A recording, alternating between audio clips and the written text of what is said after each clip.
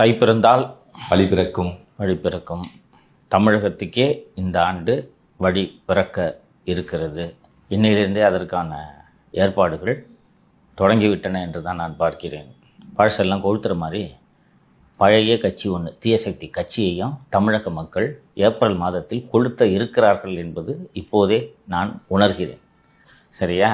அதனால் ஒரு தமிழக மக்கள் அத்தனை பேருக்கும் பொங்கல் வாழ்த்துக்கள், தைத்திருநாள் வாழ்த்துக்கள், உழவர் தின வாழ்த்துக்கள் என அத்தனை வாழ்த்துக்களையும் சவுக்கு மீடியா சார்பாகவும் உங்கள் அனைவரின் சார்பாகவும் தெரிவித்துக் கொள்கிறேன். அதோடு கூடுதலாக உங்களுக்கு ஒரு மகிழ்ச்சியான செய்தி, கொத்தடிமை போல் வேலை செய்கிறீங்க, அதனால் 2 நாள் லீவ் உங்களுக்கு.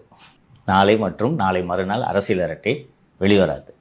2 நாட்கள் லீவு உங்களுக்கு. நம்மளை காட்டியும் கொண்டாடுறது அந்த பழைய கட்சி தான் சார். அந்த கட்சி தான் கொண்டாடுறோம். திருப்பி வரத்தானே போகிறோம், எங்கிட்டு போக போகிறோம். அதனால் ரொம்பலாம் கொண்டாடுறீங்க. அதனால் இந்த ஆண்டோடு தேர்தலில் தோல்வி என்பதையெல்லாம் தாண்டி இந்த குடும்பத்திடம் இந்த கட்சி இருக்கக்கூடாது. திராவிட முன்னேற்ற கழகத்திலிருந்து விலகிய ஒரு மூத்த தலைவர் ஒருவரை சந்தித்தேன் சமீபத்தில். அவர் விலகிட்டார், பிடிக்காமல், இந்த குடும்பம் பண்ணுறதெல்லாம் பிடிக்காமல் சில ஆண்டுகளுக்கு முன்பு விலகிவிட்டார். பெரிய பொறுப்பில் இருந்தவர். ஒரு நாள் எதேச்சையாக அந்நியாரை சந்திக்கிறார்.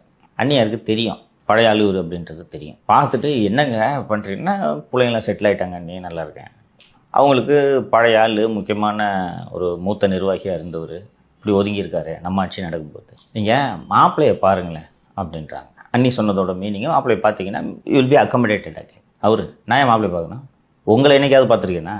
நான் கட்சிக்கிறேன், எனக்கு வேலை அறிவாலயத்தில் வருவேன், கட்சி வேலையை பார்ப்பேன், போவேன். என்னைக்காவது ஒரு நாள் தீபாவளி பொங்கல்ன்று வாழ்த்து சொல்கிறதுக்கு வந்தால் உங்களை பார்ப்பேன். நான் ஏன் நீ மாப்பிள்ளையை பார்க்கணும்? நான் பார்க்க மாட்டேன், நான் நல்லா இருக்கேன், போங்க அப்படின்ட்டு சொல்லிவிட்டேன் என்று ஒரு சொல்கிறேன், கேள்விட்டேன். இப்படி தான் இருந்தது அந்த கட்சி. இன்னைக்கு கட்சி தலைவரின் மனைவி, முதலமைச்சரின் மனைவி கட்சி விவகாரம் தொடர்பாக மருமகனை போய் பாருன்னு சொல்கிறாங்கன்னா அந்த கட்சி யார் கட்டுப்பாட்டில் இருக்குது? குடும்பம் தான் கட்சி, கட்சி தான் குடும்பம் என்று மாறிவிட்டது. அதனால் அந்த தீய சக்தி இந்த தேர்தலோடு ஒழிய வேண்டும். திமுக இருக்கட்டும், எந்த கட்சி முழுமையாக அழியணுன்ட்டு நான் விரும்பக்கூடியவன் அல்ல, தவறு கூட. அது ஒரு ஜனநாயகத்தில் எல்லா கட்சியும் இருக்கட்டும். இந்த குடும்பத்துக்கிட்ட இந்த கட்சி இருக்கட்டும். வேறு யாராவது தலைமையேற்று நடத்தட்டும். அருமை நண்பர் நேரு தலைமையேற்று நடத்தட்டும். துரைமுருகன் ரிட்டையர் ஆகிட்டாருமா. ரிட்டையர் ஆகி என்ன 10-15 வருஷம் எக்ஸ்டென்ஷனில் இருக்கார். ரிட்டையர் ஆகி 1 வருஷம் எக்ஸ்டென்ஷன், 2 வருஷம் எக்ஸ்டென்ஷன். சேகர் பாபு திமுக காரன்னு நான் சொல்லின்னு இருக்கிறேன். அதனால ஒரிஜினல் திமுக காரங்க யார் தலைமையிலாவது வரட்டும், நடத்தட்டும். ஒரு கட்சி இந்த பழைய தமிழ் உணர்வுலாம் பேசணுன்னு திரும்பி இந்த கட்சி மேலே ஆர்வமாக ஆயிடுவான்லாம் பார்க்குறாங்க. அதெல்லாம் வழக்கொழிஞ்சு போச்சு. இந்த ChatGPT இதெல்லாம் வந்த பிறகு இந்த மொழி கிழிலாம் உருட்டின்லாம் இருக்காதீங்க நீங்கள். அதெல்லாம் ஒன்றும் பயன் தராது. ஜனங்களுக்கு நல்லது செய்கிற வேலையை பாருங்கள், அவ்வளோதான். அதனால் இந்த ஆண்டு இது சிறப்பாக நடக்கும் என்பதை தெரிவித்துக்கொண்டு